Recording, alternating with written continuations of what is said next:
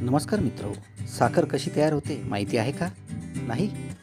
तर चला आज आमच्या विद्यार्थ्यासोबत तुम्ही पण या.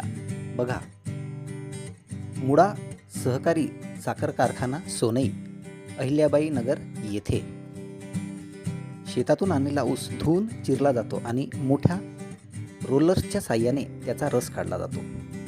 मिळालेल्या रसाला चुनखडी आणि गंधक प्रक्रिया देऊन गरम केले जाते. त्यामुळे रसातील अशुद्धता वेगळी होते आणि रस स्वच्छ होते. या शुद्ध रसाला उकडून घट्ट करून सिरप तयार केला जातो. या घट्ट सिरपला व्हॅक्यूम पॅनमध्ये उकडून साखरेचे स्फटिक तयार केले जातात.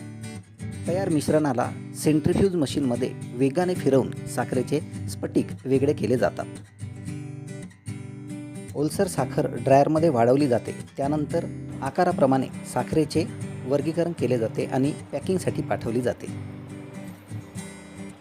तयार साखरेपासून अशुद्धी जेथे स्वच्छ करतात तेथे आता आम्ही आहोत आणि तयार झालेल्या साखरेला खाण्याचा आस्वादसुद्धा आम्ही आणि आमच्या विद्यार्थ्यांनी इथे घेतला.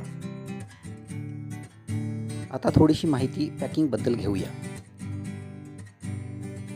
साखरेचे स्मॉल, लार्ज आणि मीडियम असे वेगवेगळे वर्गीकरण करून त्यांना या विभागात पाठवले जाते आणि गोण्यांमध्ये भरलेली साखर प्रतवारीनुसार पॅक केली जाते. आज आपण साखर तयार होण्यापासून ते साखरेच्या पॅकिंगपर्यंत परिपूर्ण माहिती जाणून घेतली आहे. अशा प्रकारे आपली ही सुट्टी आणि कामगारांची सुट्टी ह्या दोन्ही वेळा झालेल्या आहेत.